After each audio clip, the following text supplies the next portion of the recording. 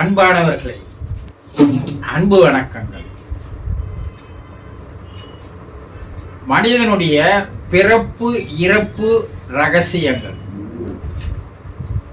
ஜனன மனன ரகசியங்கள். ஒரு மனிதனுக்கு பிறப்பு எவ்வாறு ஏற்படுகிறது, இறப்புகள் எவ்வாறு நிகழ்வுகிறது,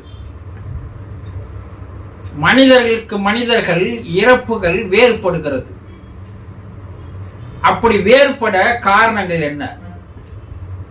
இளம் வயதிலேயே இறந்து போகிறார்கள், குழந்தையாக இருக்கும் போதே இறந்து போகிறது, வயதானவர்களாக ஆன பிற்பாடு இறக்கிறார்கள், விபத்தில் இறக்கிறார்கள், கொலை செய்து இறக்கப்படுகிறார்கள், தற்கொலை செய்து கொண்டு இறந்து போகிறார்கள்,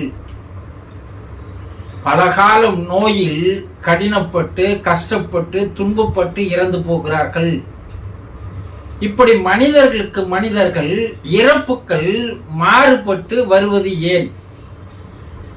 அவ்வாறு அவர்களுக்கு நிகழ்வதற்கு காரணங்கள் என்ன? இதையெல்லாம் நீங்கள் தெரிந்து கொள்ள வேண்டாமா? ஏனென்றால் எல்லோருக்கும் மரணம் வரப்போகிறது.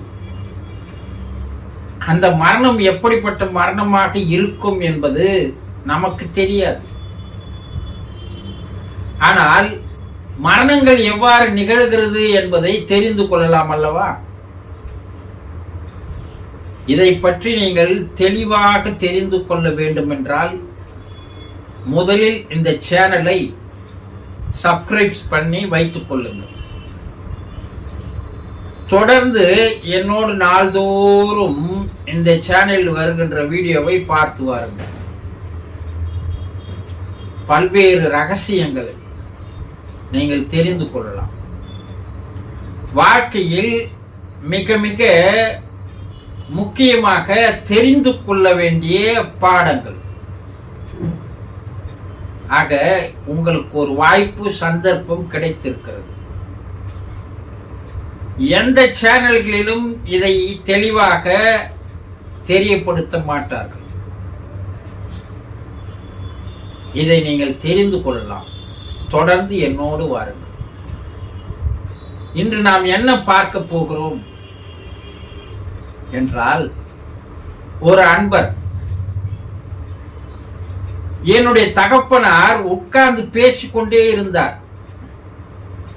திடீரென்று நெஞ்சு வலிக்கிறது என்றார். நான் போய் அவருக்கு தண்ணி எடுத்து வருவதற்குள் இறந்து போய்விட்டார். இதை என்னால் தாங்கிக் கொள்ள முடியவில்லை. ஏன் இப்படி நடக்கிறது? எதிர்பாராமல் நடக்கிறது, திடீரென நடக்கிறது என்று கேள்வி கேட்டிருக்கிறார். எதிர்பாராமல் திடீரென சிலர் இறந்து போவது ஏன்?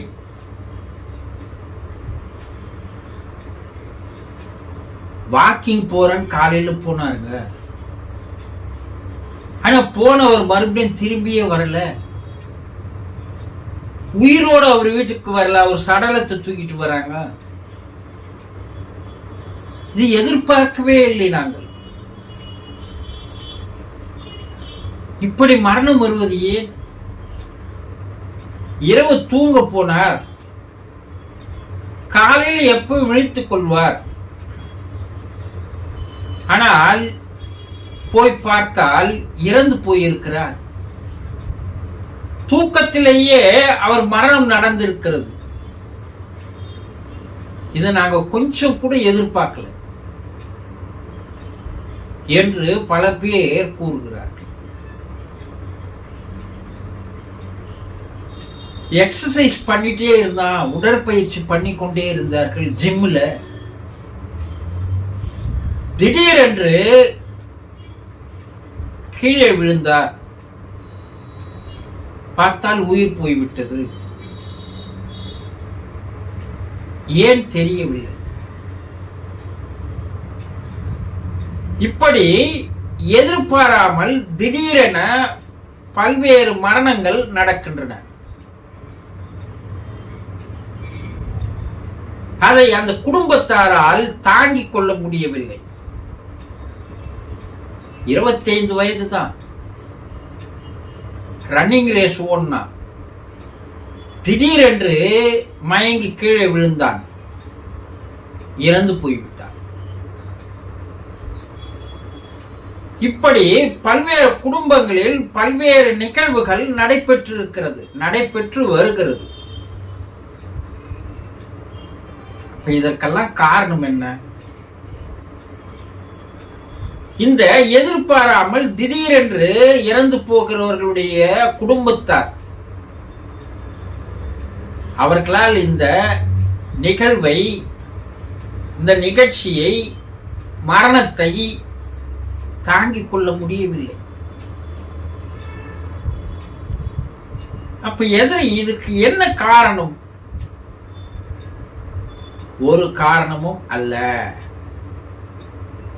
இறைவன் ஒரு மனிதனை படைக்கும் போதே அவன் இத்தனை ஆண்டுகள் வாழ வேண்டும் என்று ஒரு ஆயுளை தந்துதான் இறைவன் படைக்கிறான். அந்த ஆயுள் முடியும் போது அவர்கள் ஏதோ ஒரு வகையில் இறந்துதான் போகிறார்கள், இறந்துதான் போக வேண்டும். அந்த பூமியில இந்த பிறப்புல அவர்களுடைய ஆயுள் அவ்வளவுதான். ராத்திரில தூக்கத்துல போய் தூங்குறவர் காலையில எழுந்துக்கல, இறந்துட்டாருன்னா நம்ம என்ன சொல்றோம்? நல்ல சாவியா? மனுஷன் தூக்கத்திலேயே போயிட்டான், நிரந்தர தூக்கத்துக்கு போயிட்டான், அருமையான சாவு என்று சொல்கிறோம் அல்லவா? அப்ப அது மட்டும் அருமையான சாவா? இறைவன் கணிப்பு தவறுவது கிடையாது. இறைவன் இந்த நேரத்தில் அவனுடைய ஆயுள் முடிகிறது என்றால் அந்த நேரத்தில் மனிதர்களை அவன் மேலே அழைத்துக் கொள்கிறான். இது அவனுடைய கர்மா, அவனுடைய விதி. விதி முடிஞ்சு போச்சுங்க, போய் சேர்ந்துட்டாரு என்று சொல்பவர்கள் இருக்கிறார்கள். இந்த நல்ல தூக்கத்துல போயிட்டாருப்பா, நல்ல சாவுன்னு சொல்றவங்களும், விதி முடிஞ்சு போச்சு அவர் போயிட்டாருன்னு சொல்றவங்களும், அவங்க குடும்பத்தில் அப்படி ஒரு நிகழ்வு நடந்தால் அப்ப அவங்களால சொல்ல முடியாது, தாங்க முடியாது. மற்றவர்களுக்கு நடந்தால் இவர்கள் பேசுகின்ற இவர்கள், அவர்கள் குடும்பத்திலேயே அது போல நடந்தால் அந்த இறப்பை அவர்களால் தாங்கிக் கொள்ள முடியாது.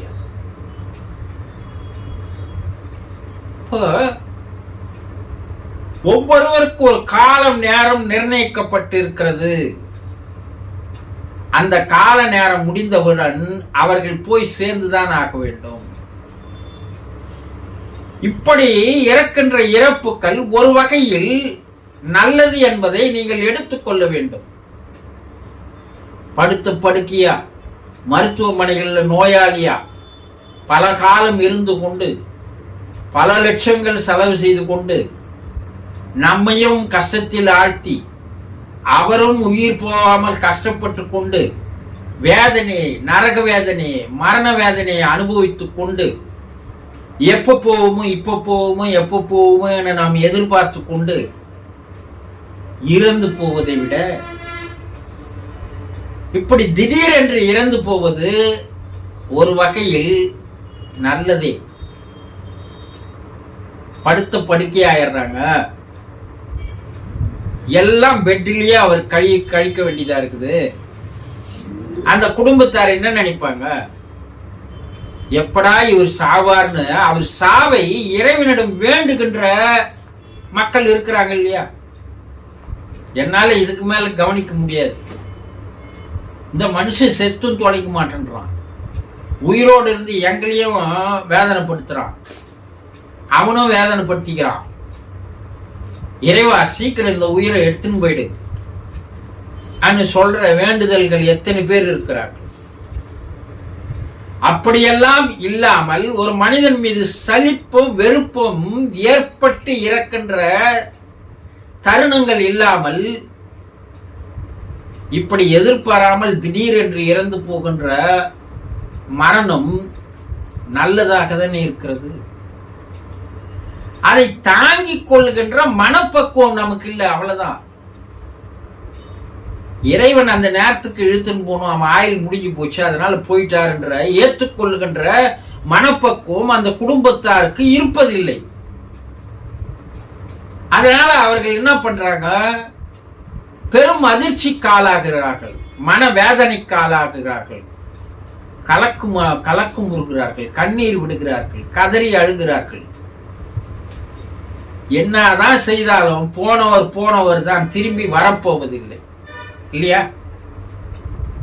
அப்ப நீங்க அதை ஏற்றுக்கொள்ளுகின்ற மனப்பக்குவத்தை, மன வலிமையை தேடிக்கொள்ள வேண்டும்.